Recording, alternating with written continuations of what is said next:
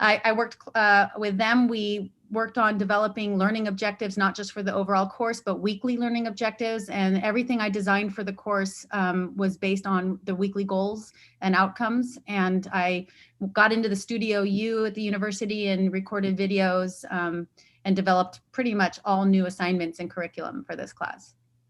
And Gabrielle, what about for you? What were the preparations like? How are they different from normal teaching preparations? Actually, I would say they were not that different. And the podcast team was phenomenal. I basically chose to podcast my class, which means, and as I said, I'm very board intensive, where everything is done many times haphazardly or quickly on the board, because I just give another example and another example. And therefore, I worked with the podcast team. They were phenomenal. And we went into the rooms. The cameras were tracking well. The video and the sound was excellent. My lecture notes are on the web. And within just a couple of meetings, everything was set and we were rolling. And I must say, very little things have changed in my class, except that, I have maybe a third attendance and 2/3 are remote. But within few hours of the lecture is on the web and they are seeing it, and they send emails to the TAs or to me asking questions. And if there is any issue, let's say the camera is out of focus, we send it to podcast.ucsd.edu. They immediately fix it, and within 24 hours, it's fixed by the next lecture. And now we are rolling. So I would say, fortunately, very little has changed in my life. It was a very nice transition, very easy transition.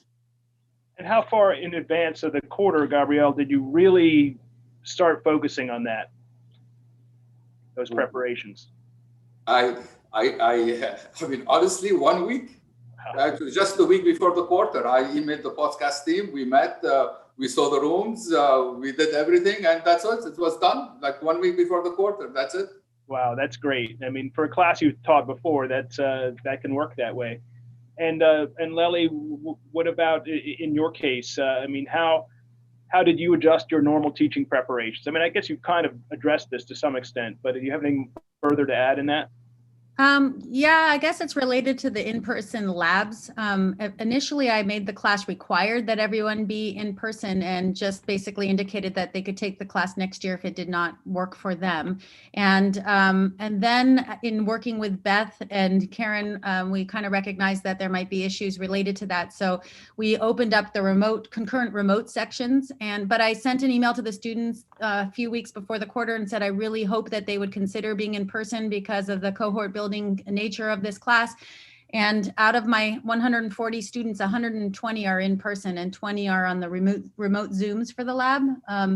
And I think the biggest thing is that labs are not exactly the way they would be. We have a lot of precautions we have to take for safety and all sorts of things. And so the students are not really actually operating the equipment, but we had to redesign the lab so that students who were remote could participate. So it's really household items. When they're loading a cardboard structure that they build, they're using coins, so we can give them the weights of the coins and they don't have to measure it. They're going to use hair dryers to blow things. And so it was really just being creative with the types of materials that we could get to them. And we also sent them a kit for one of the projects as well. So Lely, if you could walk us through the first day. So what was it like to walk back onto campus into the classroom in this period? Yeah, so it was a little bit different. It's pretty quiet on campus. I used to remember, I'd be glad that summer would come around and we get a little break. But then when fall came and all the students were back and there was this enthusiasm and excitement, it was always nice. So it felt very quiet. And also we had to go through some precautions about how to actually get them to enter the lab safely and exit the lab safely. So there were a lot of logistics, but once the students were in the class, it felt right, except for the masks and everything. It felt like you could see that they were super excited to be there and really happy to have the interaction with their peers and the other students. And so I think even since then, people have made huge efforts to be here in person, which has been great. And Gabrielle, how did you find the students reacted to being in the classroom again? Very much like Lily. I mean, the campus is quiet, but there is some activity. When you enter into the class, The students, come in and they sit in their assigned places. The class is clean. They are very happy to be there. They actually came personally and told me, thank you for giving this class because I came to campus and I'm sick of staying in my dorm room. I'm quoting here. And both of them, in both classes, I teach 2 classes, one at 11 and one at 3:30. Both of them came and said that. And the students are very polite. They are following the rules. We follow the rules. The rooms are super clean. Everybody has his own microphone. I mean, podcast is working perfectly. You press a button, everything is done. I mean, really, it is. They are very happy. And now I get emails from the students who are seeing the podcast. I have students from Los Angeles and Irvine and Carlsbad saying, "Oh, we like it so much. We're going to drive. We are not staying on campus this fall, but we are driving Tuesday and Thursday in order to see you in person. And then we drive back home." And I say, welcome, welcome. The class is open. Just come on in. And that's it. I mean, great feedback from the students. The students, in my opinion, my feedback is the students really want to be in class. They really want to. I appreciate that. And if they want to drive to campus, I guess parking's not too difficult to find right now either, right? Yes. So, what are the challenges? What are the surprises about teaching in person that you've encountered this quarter? Lely. Well, so I guess it's really just about the protocols we have to put in place for safety. So, we are a lab and we have desks for everyone 6 feet apart, and we have our masks on, and the students have been really good about that, following the rules. But I've also taken another step.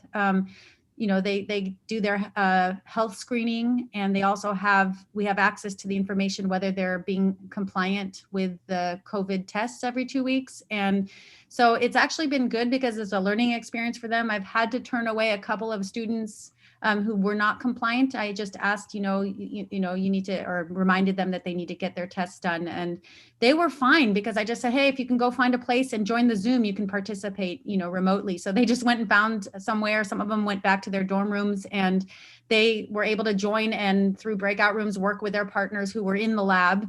And so it worked really well. I mean, the challenges have been a little bit just about, the changes in the way we run the labs and the health issues and stuff. But overall, it's been exciting. And how about you, Gabrielle? Any specific challenges and surprises that you faced this quarter? Well, I don't have a lab, so it is not as challenging as Lely or some colleagues who have labs at the freshman and sophomore level, definitely. And so it's mostly projects, and they can do projects by Zoom and together and things like this. But my challenges, my surprise is that everything was super clean. I mean, I came back home the first time and I told my wife, this is cleaner than Trader Joe. I mean, I feel more safe in the classrooms than when you send me to buy milk at Trader Joe, basically. I mean, the students are very polite. I'm very happy, very interested to be in class. I think podcast people is very, I would say, they are very responsive immediately. I mean, within 24 hours, they are responsive. I basically say, for me, it has been a very nice experience, and for the students, been a nice experience, and we're moving along. We don't have the challenges of the labs and of desks and this. The classrooms are large. They are sitting comfortably, and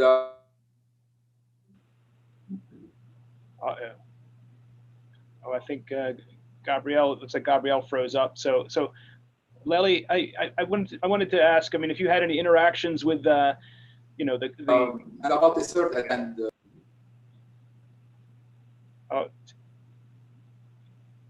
okay. You're breaking up a little bit, Gabrielle, but we appreciate that. And Lely, I wanted to ask, I mean, we're testing students and faculty voluntarily on campus, and there's a contact tracing mechanism. Have you had any interactions with that process, and has that gone well? Thanks for asking. Actually, the first week, we sort of got word that there was an exposure in one of my labs, and it was sort of a roundabout way where we got this information. And I think we did not have a lot of information on the protocols and how to handle it. So we didn't really react properly, I would say. For some reason, our department was notified, and then I was notified, and then our student affairs sent out a blast email to the students there. And it turns out that technically ours was not considered an official exposure with the contact tracers, because every student was following the right protocols. We all had our masks. We never took them off. We were 6 feet apart and everything was clean. So it was sort of a break in sort of the communications. And so I spoke with everybody, and even my department, we just didn't really know what was the right way to handle this. So it was, I think through my experience, the campus overall kind of learned that we needed a little bit more information. And even, today I found out that when the little return to learn or the check mark, and then whether they're compliant and stuff, my students were freaking out because it was showing that they were red, but they got a test 3 days ago. So there was an issue there. So there's all these little things just in terms of the communication and getting the word out and the policies we put in place. But I think the campus is reacting very fast, and the students are actually willing to follow the rules. They just need more sort of education of how to go about doing that. So. More guidance, more communication. So what advice would the two of you give to faculty who are considering teaching winter quarter? Any final pieces of advice? Gabrielle. I would say come and teach. The students will love you for it. And it is safe. And the campus is doing a phenomenal job, on safety and on notification and on testing and so on. And I personally, who is over 50 years old, feel very safe here, much safer than any other place that I visit in San Diego. And at the end, I would say our mission is to teach students, and the students really want this. I mean, the feedback I get, like Lely, is that they are very happy. When was the last time you saw students smiling in class, happy to come to class? It is nice to see, basically. So I am coming to teach, and I will continue teaching, and I feel very safe. And I think we are doing a great job. I think other universities are doing a great job. I think the statistics are with us. When we look at what's happening in Michigan and other places, they are in Notre Dame and other places, they are having full open campuses, and things are looking very good. I think everybody is taking it seriously, and we should, in my opinion, come and teach. And I will be doing it that too. Thank you, Gabrielle. Lely, any comments about advice for the other faculty considering teaching winter quarter? Yeah, I would agree with Gabrielle. I think that the students are really excited to be back. And if you're even a little bit passionate about teaching like I am, it's really fun to be in front of the students, and it makes the actual teaching experience more rewarding.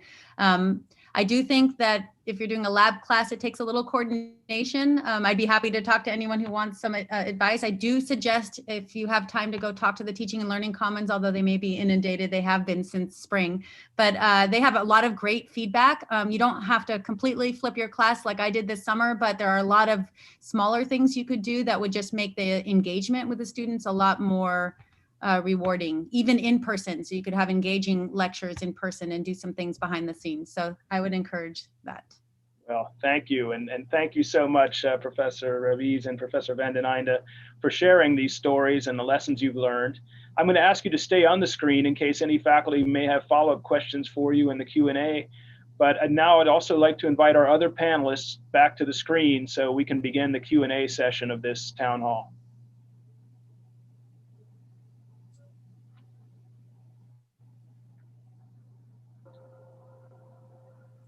Okay, so I'd first like to introduce Dr. Allison Satterland. She's our Vice Chancellor for Student Affairs, and she's serving as chair of the COVID monitoring team.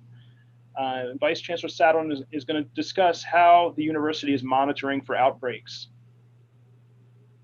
Thanks, Bob. Good evening, everybody. It's really a pleasure to get to be here with you. So the campus created a campus intervention framework. Thanks very much to EVC Simmons and CFO Ulay. And the specific structure and process is to actively oversee and evaluate the trends, behaviors, the facility usage data, and formulate on a daily basis, usually in the evening, any necessary recommendations or modifications that might be needed in campus activities, and to forward those recommendations to the EBC and Chancellor, and as necessary, our emergency planning group or emergency operation committee, depending on the specific COVID events that might be impacting the campus community. And it's really my pleasure to chair the COVID monitoring team. And more specifically, we look each evening at the data around the health of our population in the county, in the country, on our campus, our on and off campus students, our employee health, our student conduct behavior, compliance behavior, again, the usage of our campus facilities within a community context. And our responsibility each evening is to identify any concerning trends that might warrant campus action other than the intervention that has already taken place throughout the day and evening to secure the health of individuals or small positive clusters. And often to make recommendations as well based on communication needs that we might see, technical needs that we might see, or issues that might need to continue to be resolved on the back end. And then we report those to the COVID response team chaired by EBC Simmons. And they come together on an emergency basis as needed and assess the significance and the context around those trends that we might be seeing, and then bring recommendations to the cabinet, EOC or EPG, our executive policy group as appropriate. And I have the pleasure of serving on the COVID monitoring team with Dr. Natasha Martin, who's our modeling expert, quite exceptional. I hope you'll take a look at the dashboard that she has launched and been doing quite a bit of leadership around. Dr. Chip Schooley, our ID specialist, the wonderful Bob Newhart, our director of OSI, our Dean of Public Health, Dr. Cheryl Anderson, who also has the critical task of serving as our liaison to the County of Public Health, and our vibrant interim executive director of student health and wellbeing, Dr. Angela Sosha. And our job is we meet usually every evening from 5 to 6 shifts, and we meet 7 days a week because we know that the health of our community requires our constant diligence. So we have, over our last several weeks together, spent some time working to enhance the dashboard. Our students alerted us to a poor quality mask that had been circulated through the summer prior to some additional science and higher quality mask protocols had been finalized through procurement. We were able to get those out of the hands of our students and replace them with a high quality mask. We've also had the opportunity to make some recommendations around our wastewater testing and moving that from a few times a week to every day, and using the data again that we're seeing around our student behavior to celebrate our students for their outstanding contributions to the health of our community, and to also reinforce on a consultation basis as needed the faculty needs as they're also engaging with students on an in-person basis. So Bob, that's a comprehensive overview of what we've been doing. And I appreciate the opportunity to share the team's work. Thank you, Vice Chancellor Satterland. Yes, it's a very active program of monitoring. And now I'd like to introduce Dr. Cheryl Anderson, and we've just heard her referred to. She's the Dean of the School of Public Health here. And Dr. Anderson, we just heard from Professor Van den Einde that she had a student test positive. So this next question you could address is, when students test positive for COVID, what is the protocol? Yeah, thank you, Bob. I just want to say I really enjoyed listening to Dr. Rebels and Dr. Van den Einde about their teaching experiences. And I want to say thank you for all that you do to support the students at UC San Diego. With regards to what happens when there's a positive test result, well, first let me say that before I go into the details of what happens, I'll tell you why it happens. When there is a positive test result, which is usually detected early because of the surveillance system that we have on our campus, our goal is to try and interrupt the transmission of SARS-CoV-2. And often we're trying to interrupt inadvertent transmission of SARS-CoV-2 for individuals who may have been in contact with the person who has a positive test result and not even yet know whether or not they too may have the infection. So with that goal in mind, within 24 hours of a person receiving a test result, they usually get a call from our public health team. And this is a wonderful team of faculty. We have employees from the general community who work with us to do this work around contact tracing. And this faculty are in our New Herbert Wertheim School of Public Health. They reach out and they get some information. We do an interview from the person with the positive result, try to understand who they are, and their demographics, their health situation, whether or not they're at high risk for becoming very sick from the infection. We get a sense of where they usually do their activities. Where do they live? Where do they learn? Where are they working? Where do they have their recreational activities? And then we communicate with them the importance of self-isolation. We understand what barriers they may be experiencing to self-isolation and try to clear those barriers out and really think about what kinds of services they might need during the time that they're isolated. A notice from the health department is sent to those individuals because they may need it for work purposes, et cetera. And then there's a follow-up that happens for 14 days until we anticipate that they would no longer be likely to transmit the virus. In addition to following up with the person with the test result, we elicit the names of the contacts, the close contacts of that individual. Close contacts are defined as being within 6 feet of a person with a positive test result for more than 15 minutes. And so as Dr. van den Einde mentioned, in the scenario that she described, individuals did not meet that definition and thus didn't get further follow-up from the team. If that definition is met, those individuals within 48 hours of us knowing about the positive test result also have an interview.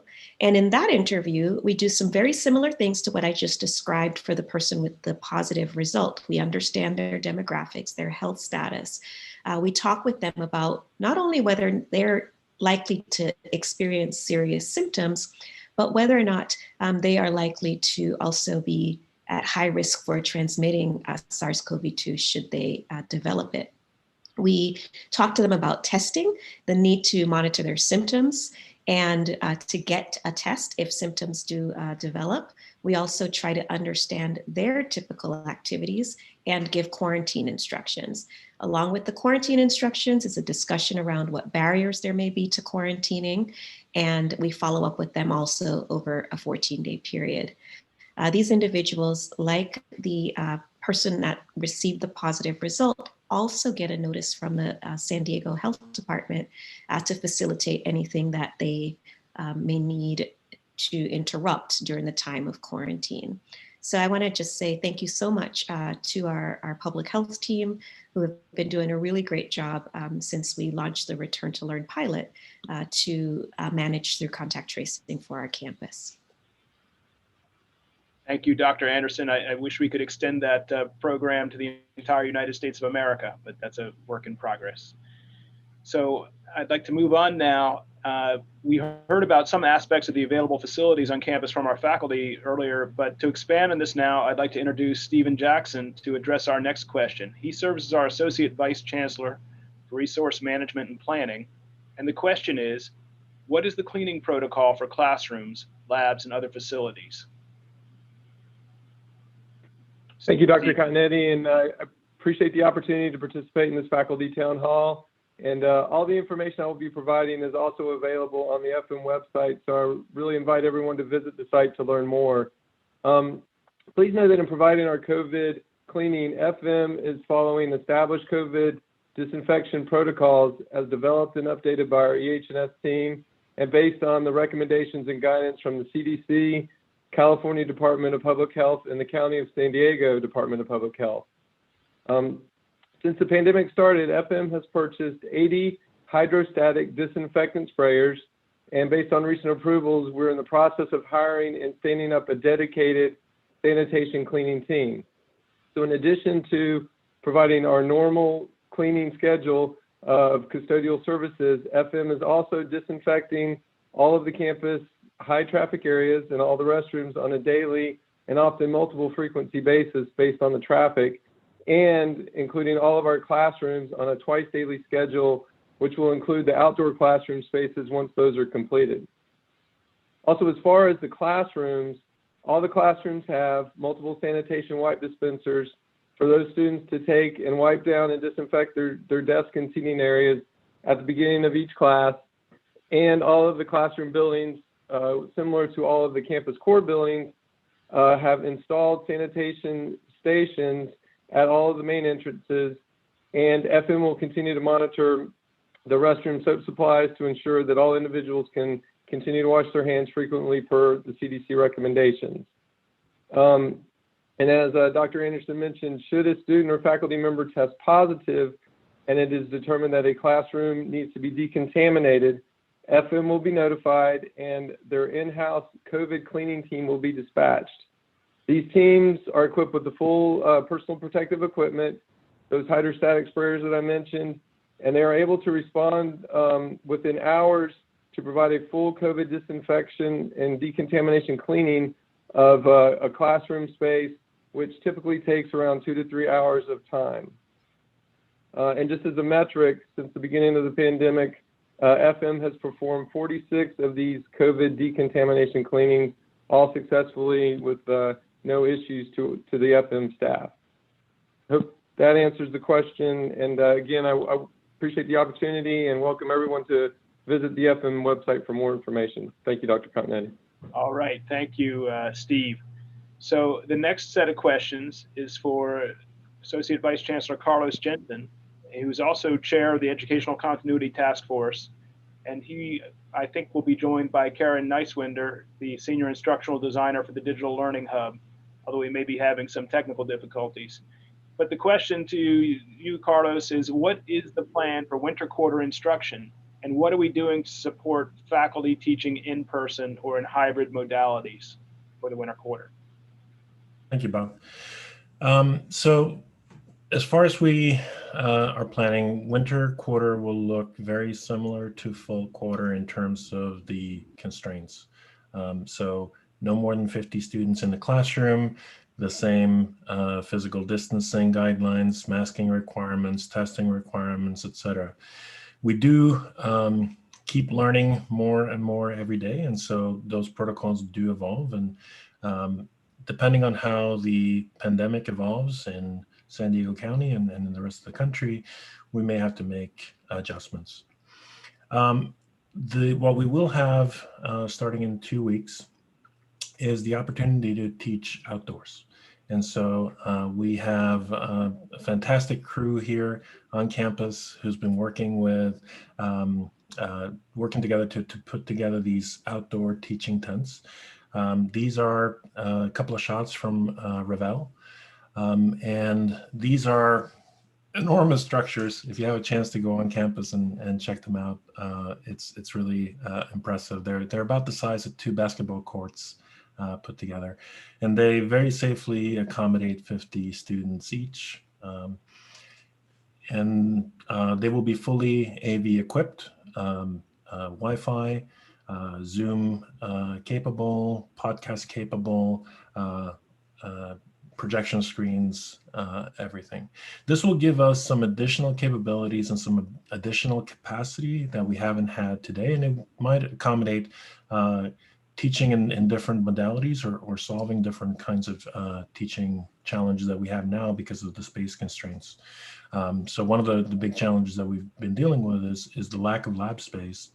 Now, this is obviously not going to be an option for a wet lab type of situation, but if you're doing a dry lab or you're doing performance-based courses, this might be a safer option for you. Can we flip through some of these slides to just showcase? This is a couple of shots from Warren. That's the second site where we have the tents. Next. And these are just some of the pictures from inside the classroom so that you can see what that looks like if you haven't been inside one of them. So everything is clearly marked. Everything is nicely cleaned, as we've heard. And then the final screenshot here. And the final thing that I'll bring up in terms of supporting both in-person and remote instruction, we have the option for faculty to reserve remote teaching rooms. These are specially designed small classrooms for you to lecture from. You won't have any students in the classroom, but if you have challenges teaching from home because of bandwidth constraints or because of lack of privacy or the right facilities, those can be booked through your department chair or your department scheduler, and we are happy to accommodate you that way. And then I'll turn over to my colleague to talk a little bit about accommodating synchronous and asynchronous at the same time. Actually, Carlos, I wanted to ask one question from the Q&A, a live question. Oh, right. And that is, how will the different kinds of weather that we experience in winter affect the outdoor classroom setups, if at all? So these tents that we're designing, you know, they're going to be a little bit of an experiment. We've never taught outdoors before. Luckily, we're blessed with fairly stable and mild weather. Now, the tents are kind of supersized. The students will be nowhere near an edge. And so mild rain will be fine. All the tents are actually lifted off the ground. There's a fake floor, and our colleagues here in campus have done an outstanding job to improve drainage and make sure that we won't be teaching in a puddle. Now, if the rain comes horizontal, we have the option of bringing down some nets or deploying other countermeasures to kind of break that. And the same thing for buffering a little bit of the wind. The tents actually do have foldable walls that we can bring down. We're hoping we won't have to get there because that kind of defeats a little bit of the airflow that we're trying to achieve.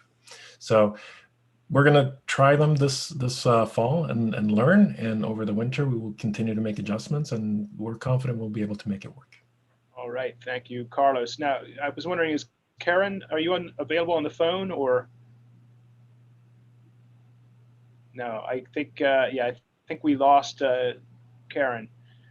So I think in that case, we'll just move on to Q&A. I'm actually here, sorry.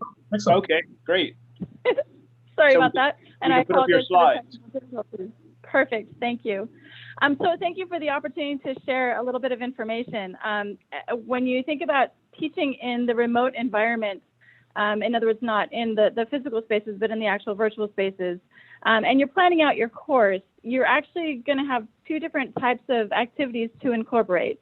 And you've heard these terms a million times already, but one of the modes is asynchronous. And I think of this as teaching in the same virtual space as the students, but at a different time. And this is really going to look different for each of the courses that you're teaching. It's really an opportunity for the students to dive into some material kind of on their own time and do something with the material. So one example of a type of instruction that you can do in a remote environment is you prepare some videos beforehand and have the students watch those videos and then answer some questions. A prime example of this is actually Lely Van Den Eyn's course.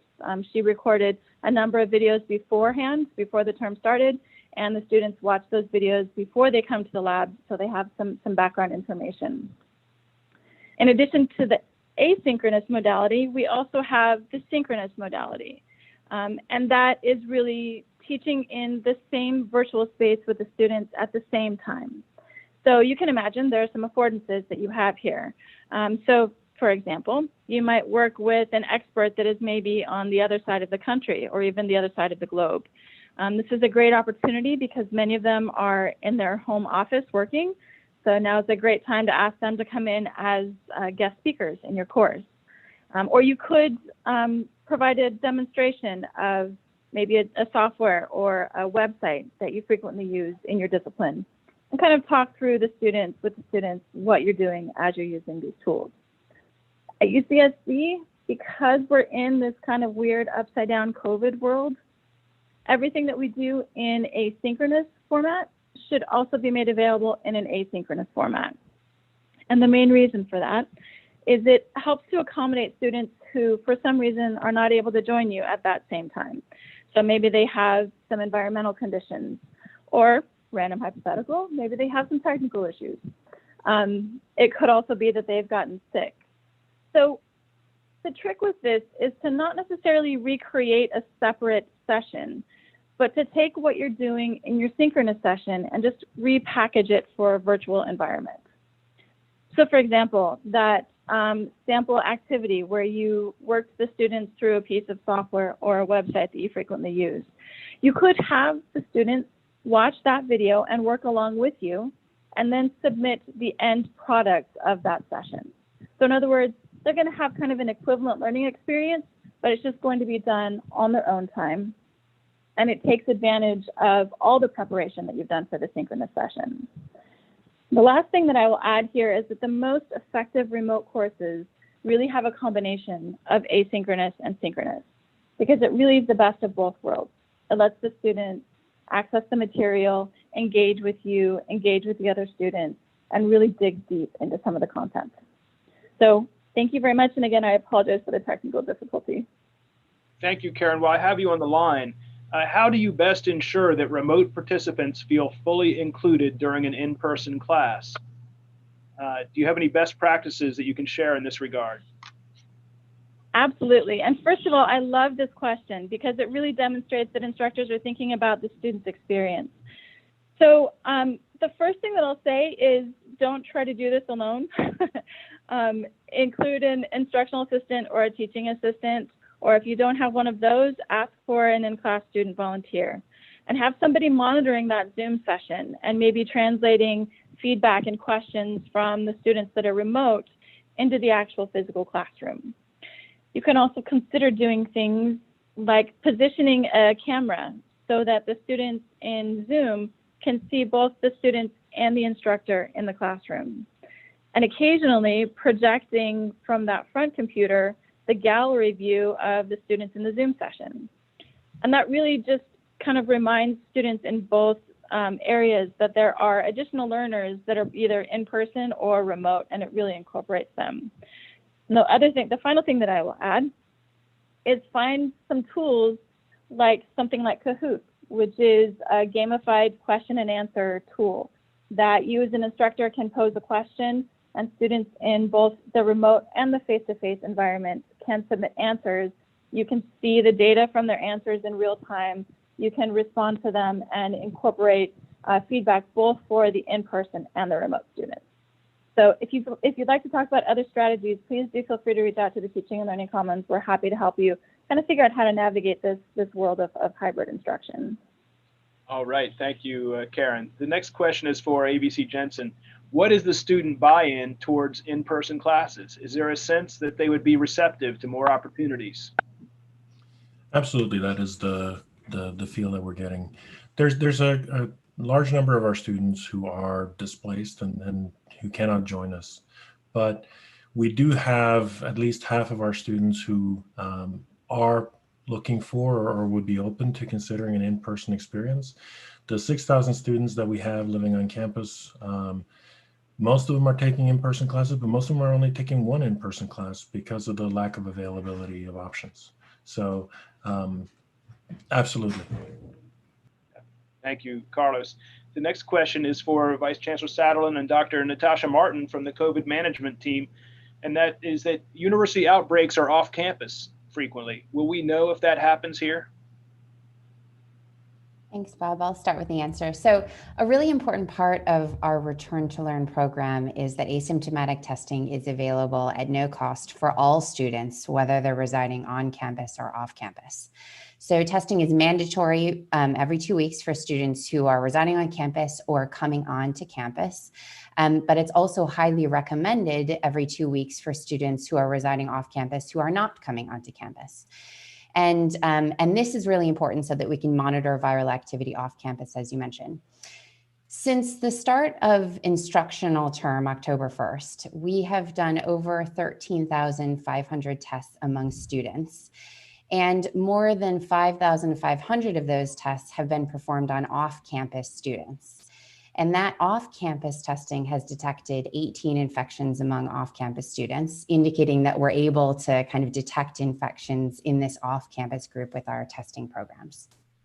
As you've already heard today, once infections are detected, these students are contacted by student health, and contact tracing is performed through our public health team as described by Dean Anderson. And so we have a really robust program in place to address these off-campus infections. These and other data are monitored daily as part of our COVID monitoring team meeting, which you've heard Vice Chancellor Satterlin describe.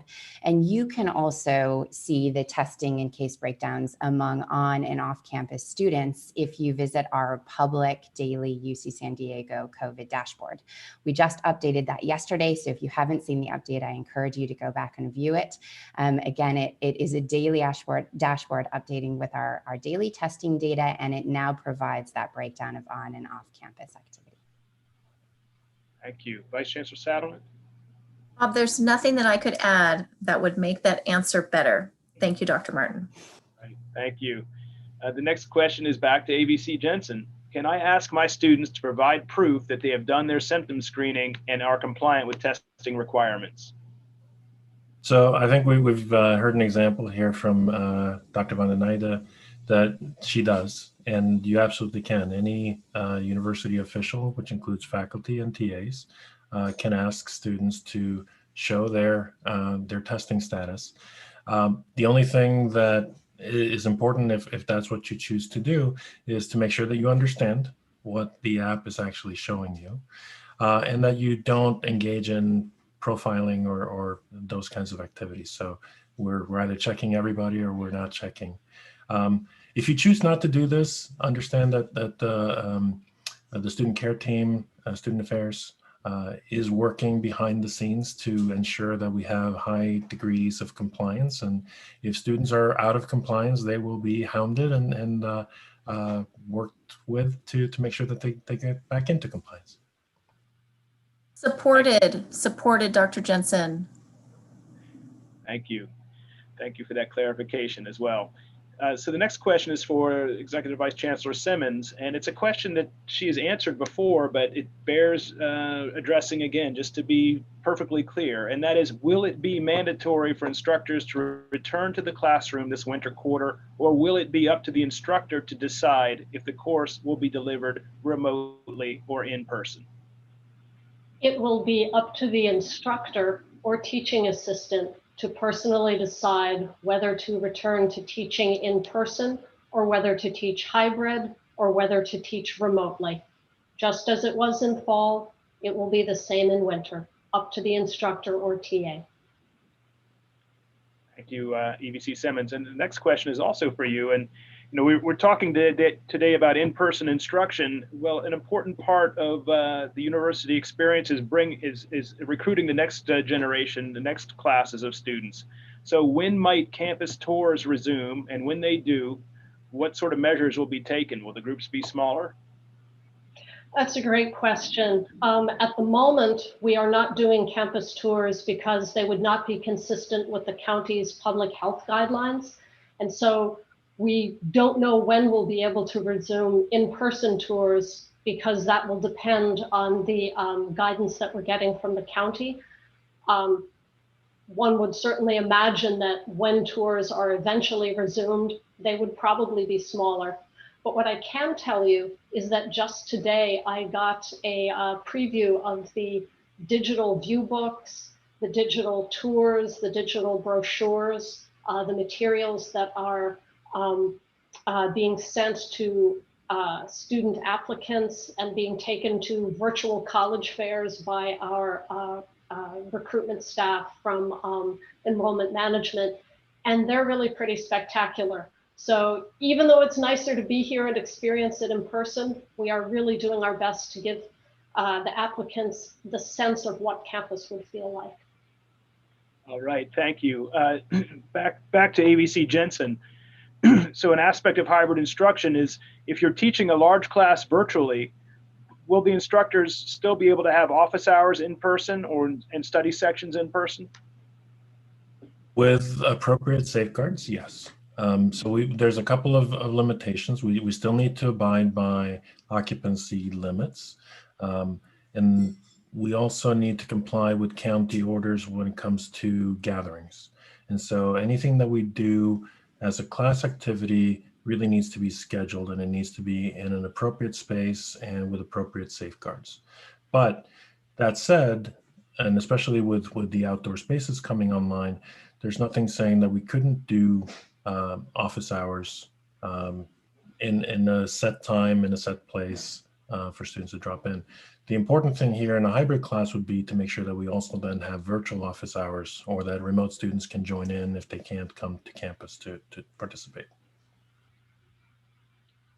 Thank you, ABC Jensen. So time is getting short, and so I think we only have time for one or two more questions. And one of them is for the EVC, and that regards changing conditions. So what are the triggers that would prompt a reduction or elimination of in-person instruction and the on-campus presence here at UC San Diego?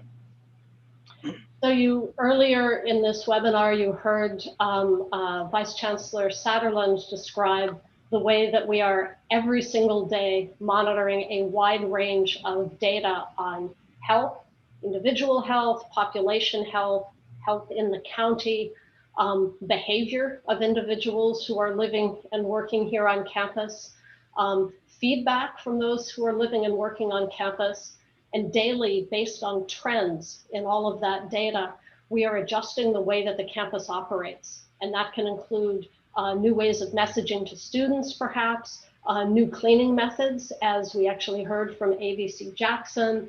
And there are many, many small targeted adjustments that we can make every day to improve how the campus is functioning and to make sure we stay on track to be as healthy and safe as possible here on campus.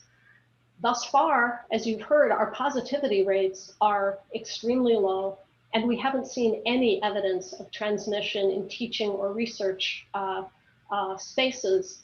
And our peer campuses in the Association of American Universities likewise are not seeing transmission in teaching spaces.